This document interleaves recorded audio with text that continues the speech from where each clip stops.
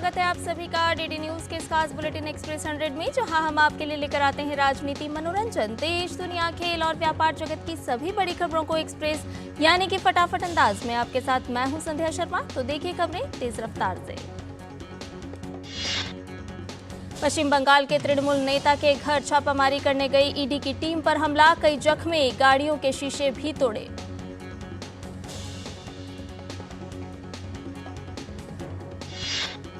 उत्तर 24 परगना जिले के संदेश खाली में छापेमारी के दौरान ईडी की टीम पर हमला, राशन घोटाला मामले में की जा रही थी कार्रवाई। भाजपा नेता शुभेंदु अधिकारी ने पश्चिम बंगाल में ईडी की टीम पर हुए हमले की निंदा की, कहा भयावह, पश्चिम बंगाल में कानून व्यवस्था की स्थिति है जर्जर। पश्चिम बंगाल बीजेपी प्रमुख सुकांत मजुमदार ने कहा, ईडी पर हमला यह दिखाता है कि रोहिंग्या राज्य में कानून व्यवस्था के साथ कैसे खिलवाड़ कर रहे हैं। भाजपा नेता शहनवाज हुसैन ने कहा, ममता बनर्जी को बंगाल में लगता है कि वो जो चाहेंगी वही होगा, ये दुर्भाग्यपूर्ण है। भाजपा नेता राहुल सिन्हा ने ईडी टीम पर हमले को लेकर पश्चिम बंगाल सरकार से तुरंत कार्रवाई करने को कहा। हरियाणा में प्रवर्तन निदेशालय की अवैध खनन मामले में दूसरे दिन ईडी की छापेमारी जारी, पूर्व विधायक दिलबाग सिंह के ठिकानों पर हो रही छापेमारी। आईएनएलडी के पूर्व विधायक दिलबाग सिंह और अन्य के ठिकानों पर छापेमारी के दौरान बड़ी मात्रा में कैश बरामद, 5 करोड़ कैश, 4 से 5 किलो सोना, हथियार, 300 गोलियां और 100 लीटर से ज्यादा शराब की बोतलें बरामद। दिल्ली में गिरफ्तार किए गए आतंकवादी जावेद अहमद मट्टू को दिल्ली पुलिस आज कोर्ट में पेश करेगी। दिल्ली पुलिस उसको रिमांड पर लेगी। बुल्गारिया की राष्ट्रीय असेंबली के प्रतिनिधि मंडल ने भारत के उपराष्ट्रपति और राज्यसभा अध्यक्ष जगदीप धनखड़ से उनके आवास पर मुलाकात की। पुलिस महानिदेशकों और महानिरीक्षकों का 3 दिवसीय अखिल भारतीय सम्मेलन जयपुर में आज से। 3 दिवसीय सम्मेलन में साइबर अपराध, पुलिस व्यवस्था में प्रौद्योगिकी, आतंकवाद विरोधी चुनौतियों, वामपंथी उग्रवाद, जेल सुधार और आंतरिक सुरक्षा जैसे मुद्दों पर विस्तार से होगा विचार विमर्श। नए आपराधिक कानूनों के कार्यान्वयन के लिए रोड मैप पर विचार विमर्श करना जयपुर में हो रहे सम्मेलन का प्रमुख एजेंडा। सुरक्षा में भविष्य के विषयों जैसे कृत्रिम बुद्धिमत्ता और डीप फेक जैसी नई प्रौद्योगिकियों द्वारा उत्पन्न चुनौतियों और उनसे निपटने के तरीकों पर भी चर्चा होगी। प्रधानमंत्री नरेंद्र मोदी पुलिस महानिदेशकों के सम्मेलन में भाग लेने के लिए आज शाम जयपुर पहुंचेंगे। कल और रविवार को होने वाले प्रमुख सत्रों में लेंगे भाग। केंद्रीय गृह मंत्री अमित शाह पुलिस महानिदेशकों और महानिरीक्षकों के सम्मेलन में कल लेंगे भाग। राष्ट्रीय सुरक्षा सलाहकार अजित डोभाल भी रहेंगे मौजूद। प्रधानमंत्री नरेंद्र मोदी आज जयपुर में भाजपा के प्रदेश मुख्यालय में भाजपा कार्यकर्ताओं के साथ करेंगे बातचीत। पीएम मोदी के कार्यक्रम को लेकर भाजपा कार्यकर्ताओं में उत्साह, राजस्थान सीएम प्रदेश भाजपा अध्यक्ष ने बैठक की तैयारियों की समीक्षा की। भाजपा अध्यक्ष जेपी नड्डा ने सोलन में रोड शो किया, बड़ी संख्या में जुटे भाजपा कार्यकर्ता। पार्टी अध्यक्ष जेपी नड्डा आज शिमला का भी करेंगे दौरा। पार्टी की कोर समूह की बैठक में लोकसभा चुनाव की रणनीति पर करेंगे चर्चा। विदेश मंत्री डॉक्टर एस जयशंकर ने नेपाल में भारत के अनुदान से बने 59 पुनर्निर्माण परियोजनाओं का उद्घाटन किया। इसमें त्रिभुवन विश्वविद्यालय, केंद्रीय पुस्तकालय की नई इमारत भी शामिल है। विदेश मंत्री डॉक्टर एस जयशंकर ने नेपाल दौरे के दूसरे दिन आज काठमांडू में पशुपतिनाथ मंदिर में पूजा अर्चना की। विदेश मंत्री डॉक्टर एस जयशंकर ने अपने दौरे पर काठमांडू में रुद्राक्ष का पौधा भी लगाया। विदेश मंत्री के नेपाल दौरे के दौरान दोनों देशों के बीच दीर्घकालिक बिजली समझौते पर हस्ताक्षर हुए। समझौते के तहत नेपाल अगले 10 सालों तक भारत को 10,000 मेगावाट बिजली का निर्यात करेगा। उपराष्ट्रपति जगदीप धनखड़ दिल्ली के करिप्पा परेड ग्राउंड में एनसीसी के गणतंत्र दिवस शिविर में ले रहे हैं भाग। लोकसभा अध्यक्ष ओम बिरला आज नई दिल्ली में होने वाले कॉर्पोरेट गवर्नेंस में उत्कृष्टता के लिए 23वें आईसीएसआई राष्ट्रीय पुरस्कार कार्यक्रम में मुख्य अतिथि होंगे। केंद्रीय मंत्री डॉक्टर जितेंद्र सिंह आज नई दिल्ली में होने वाले डीएसआईआर स्थापना दिवस समारोह में मुख्य अतिथि होंगे। सड़क एवं परिवहन मंत्री नितिन गडकरी आज केरल के कासारगोड में राष्ट्रीय राजमार्ग संख्या 66 के निर्माण कार्य की समीक्षा करेंगे। सड़क एवं परिवहन मंत्री नितिन गडकरी आज राष्ट्रीय राजमार्ग संख्या 83 के पटना गया डोभी खंड के 4 लेन का उद्घाटन करेंगे। केंद्रीय मंत्री राजीव चंद्रशेखर आज गोवा के दौरे पर वहां के प्रबुद्ध नागरिकों, युवाओं और स्थानीय प्रशासन से बातचीत करेंगे। राजस्थान की करणपुर विधानसभा सीट पर मतदान जारी। भाजपा के सुरेंद्र पाल सिंह टीटी और कांग्रेस के रुपिंदर सिंह कुन्नर के बीच मुकाबला। लोकसभा चुनाव की तैयारियों के सिलसिले में चुनाव आयोग 7 जनवरी से लेकर 10 जनवरी तक तमिलनाडु और आंध्र प्रदेश का करेगा दौरा। तेलंगाना में 2 एमएलसी सीटों पर 29 जनवरी को होगा उपचुनाव, चुनाव आयोग ने की घोषणा। विशेषाधिकार समिति 11 निलंबित सांसदों के मामले में 9 जनवरी को करेगी सुनवाई। सदन की कार्यवाही में अव्यवस्था पैदा करने का आरोप। त्रिपुरा विधानसभा का शीतकालीन सत्र आज से हुआ शुरू, 11 जनवरी तक चलेगा ये सत्र। गुजरात के मुख्यमंत्री भूपेंद्र पटेल ने गांधीनगर में holistic health care, good health and well being for all पर होने वाले प्री समिट में मुख्य अतिथि के तौर पर हिस्सा लिया। रक्षा मंत्रालय ने सैन्य उपकरणों की खरीद के लिए 800 करोड़ रुपए से अधिक के 2 अनुबंधों पर हस्ताक्षर किए। उत्तर प्रदेश में 18 आईपीएस अधिकारियों का ट्रांसफर, 12 जिलों के कप्तान बदले गए। गणतंत्र दिवस को लेकर दिल्ली में कड़ाके की ठंड के बीच कर्तव्य पथ पर आज तड़के परेड की रिहर्सल की गई। यूपीएसटीएफ ने 1 लाख के इनामी बदमाश विनोद उपाध्याय को सुल्तानपुर में हुए मुठभेड़ में मार गिराया। बिहार के उप मुख्यमंत्री तेजस्वी यादव जमीन के बदले नौकरी मामले में ईडी के सामने आज नहीं होंगे पेश, व्यस्तता का दिया हवाला। श्री कृष्ण जन्मभूमि मामले में इलाहाबाद हाईकोर्ट के फैसले के खिलाफ सुप्रीम कोर्ट का सुनवाई से इनकार। उत्तर प्रदेश में हलाल सर्टिफिकेट वाले उत्पादों की बिक्री पर रोक के मामले में सुप्रीम कोर्ट में सुनवाई आज। संसद सुरक्षा चूक मामले में गिरफ्तार 6 आरोपियों के पॉलीग्राफ टेस्ट कराने की दिल्ली पुलिस की अर्जी पर पटियाला हाउस कोर्ट में सुनवाई आज। वाराणसी की अदालत आज ज्ञानवापी मामले में एसआई की सर्वे रिपोर्ट को सार्वजनिक करने पर लेगी फैसला। ईडी ने किया खुलासा, झारखंड के साहिबगंज में हुआ 1250 करोड़ रुपए मूल्य का अवैध खनन। गुजराती समुदाय को लेकर दिए गए विवादित बयान पर आरजेडी नेता और बिहार के डिप्टी सीएम तेजस्वी यादव से सुप्रीम कोर्ट ने स्पष्टीकरण मांगा है। दिल्ली समेत उत्तर भारत में कड़ाके की सर्दी जारी, शीतलहर और सर्द हवाओं ने लोगों को किया परेशान। मौसम विभाग ने कहा कि फिलहाल घना कोहरा छाया रहेगा, कोहरे की वजह से दृश्यता हुई कम, ट्रेन और हवाई सेवाएं हुई प्रभावित। श्रीनगर में शीतलहर जारी, तापमान गिरकर -3 डिग्री सेल्सियस पहुंचा। और बुलेटिन में फिलहाल रुक रहे एक छोटे से ब्रेक के लिए जल्द हाजिर होंगे। आप बने रहिए डीडी न्यूज के साथ।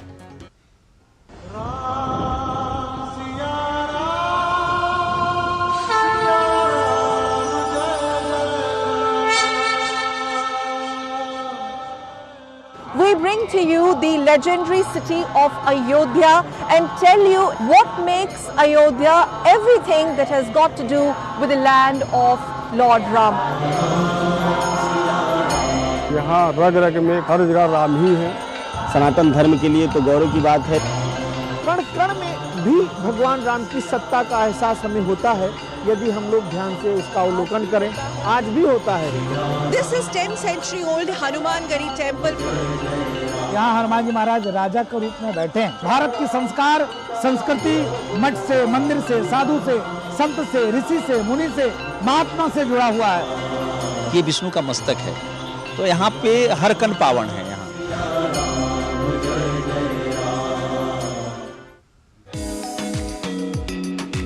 A for avocado, B for bottle palm, C for cherry।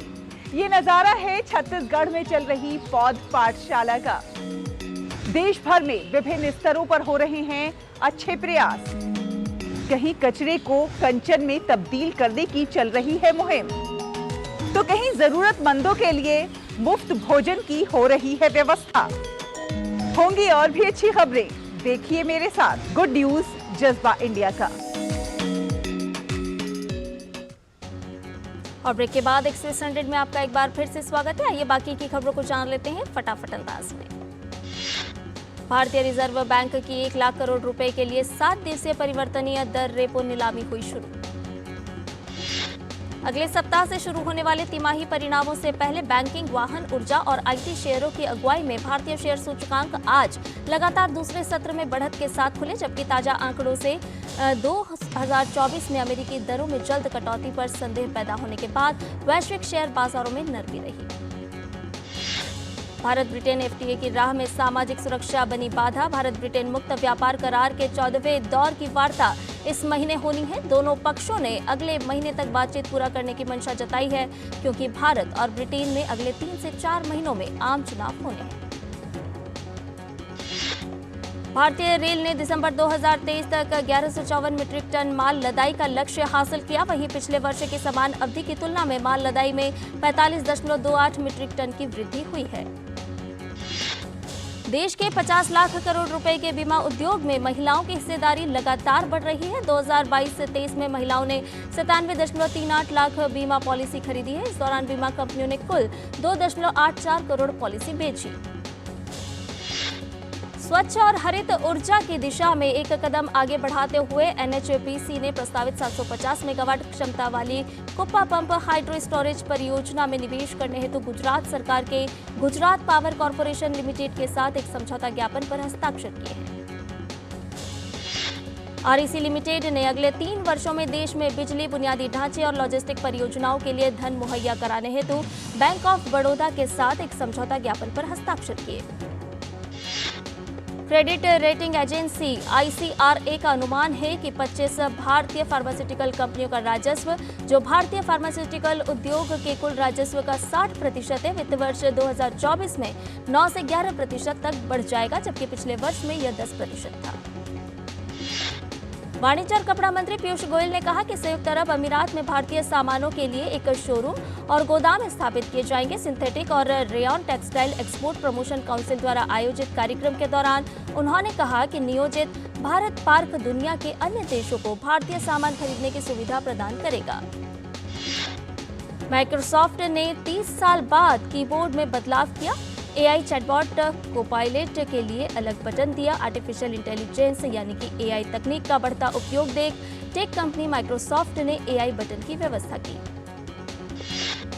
Iran में हुए विस्फोटों की इस्लामिक स्टेट ने ली जिम्मेदारी। धमाके में 103 लोगों की हुई थी मौत। अमेरिका के आयोवा के स्कूल में हुई गोलीबारी में एक छात्र की मौत, 5 अन्य घायल। हमले के बाद आरोपी ने खुद को मारी गोली।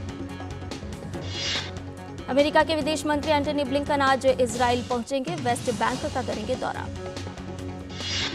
वेस्ट बैंक में इजरायली सेना घरों में चला रही है तलाशी अभियान। रूस की ओर से लड़ने वाले विदेशियों को नागरिकता की पेशकश, राष्ट्रपति पुतिन ने जारी किया आदेश। गाजा में शरणार्थियों को भी निशाना बना रही इजरायली सेना, 24 घंटों में 130 लोग मारे गए। युद्ध फैलने का खतरा बढ़ा।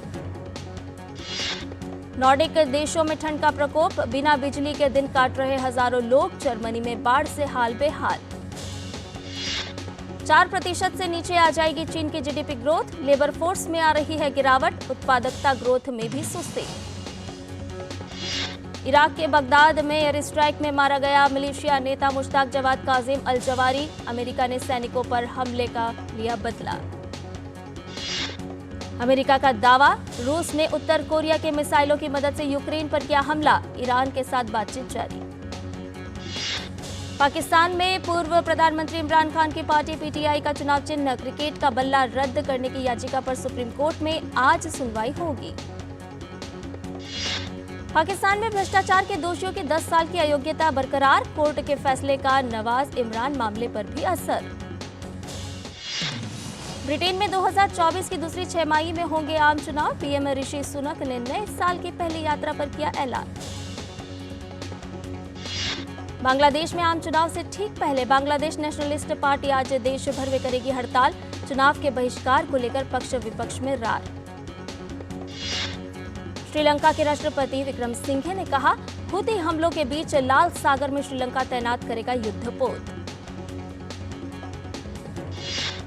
श्रीलंका के राष्ट्रपति विक्रमसिंघे पर तमिल नेता विग्वेश्वरन का बड़ा बयान, बोले तमिलों का ध्यान रखें तभी देंगे समर्थन।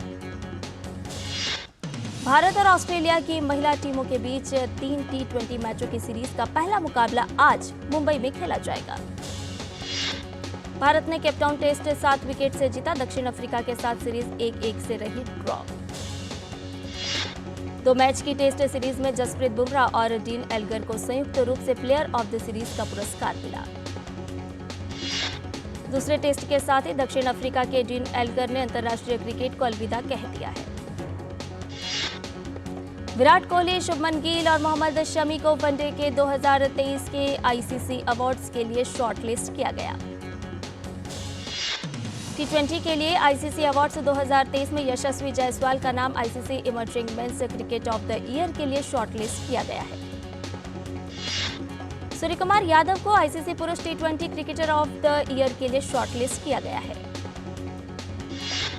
ब्रिस्बेन इंटरनेशनल के पुरुष युगल में भारत के यूकी भामरी और नीदरलैंड के रॉबिन हास की जोड़ी सेमीफाइनल में पहुंची। ब्रिस्बेन इंटरनेशनल के पुरुष एकल के क्वार्टर फाइनल में राफेल नडाल का सामना ऑस्ट्रेलिया के जॉर्डन थॉम्पसन से होगा। एलेना रैबाकिना ब्रिस्बेन इंटरनेशनल के महिला एकल के सेमीफाइनल में पहुंची, क्वार्टर फाइनल में मिला वॉकओवर। विक्टोरिया अजारेंका ने ब्रिस्बेन इंटरनेशनल के महिला एकल के क्वार्टर फाइनल में जे ओस्तापेंको को हराकर सेमीफाइनल में बनाई जगह। ब्रिस्बेन इंटरनेशनल के महिला एकल के क्वार्टर फाइनल में बेलारूस की आरेना साबालेंका का दारिया कसातकिना से आज होगा मुकाबला। कोको गॉफ ने ऑकलैंड टेनिस क्लासिक के सेमीफाइनल में प्रवेश कर लिया है। कोको गॉफ ने वार्बरा ग्रेचेवा को 6-1, 6-1 से हराया। पेरिस सेंट जर्मेन ने ट्रॉफी डे चैंपियंस का खिताब जीत लिया। फाइनल में पीएसजी ने फ्रेंच कप विजेता टुलूज को 2-0 से हराने में सफलता पाई। अमीषा पटेल की फिल्म तौबा तेरा जलवा सिनेमाघरों में रिलीज हुई। इसमें जतिन खुराना लीड रोल में है। अभिनेता कृष्णा अभिषेक और पायल घोष की film fire of love red सिनेमाघरों में रिलीज हुई। कंगना रनौत की फिल्म तेजस आज से ZEE5 पर स्ट्रीम होना शुरू हो चुकी है। कंगना रनौत इस फिल्म में फाइटर पायलट बनी है। Science fiction psycho thriller film 4 आज से अमेजन प्राइम वीडियो पर दर्शक देख सकते हैं। इसे गार्थ डेविस ने निर्देशित किया है। यह फ्यूचरिस्टिक फिल्म है जिसकी कहानी 2065 में सेट है। हॉलीवुड की एक्शन फ्रेंचाइजी एक्सपेंडेबल्स 4 आज से ओटीटी प्लेटफॉर्म लैंगेट प्ले पर स्ट्रीम होना शुरू हो चुकी है। जेसन स्टैथम, सिल्वेस्टर स्टैलोन अभिनीत फिल्म का निर्देशन स्क्वावॉ ने किया है। अभिनेत्री करीना कपूर खान फिल्म टॉक्सिक में निभाएंगी लीड रोल। आमिर खान की बेटी इरा खान और नूपुर शिखरे शादी के बाद उदयपुर के ताज अरावली में देंगे रिसेप्शन पार्टी। आमिर खान आज पहुंचेंगे उदयपुर। मध्य प्रदेश के उज्जैन पहुंचकर अभिनेत्री माहिरा शर्मा ने महाकालेश्वर मंदिर में की पूजा अर्चना। सालार ने 13वें दिन दुनिया भर में 11.07 करोड़ रुपए का बिजनेस किया है। इस तरह फिल्म का अब तक का total world wide collection 650.41 crore रुपए हो चुका है।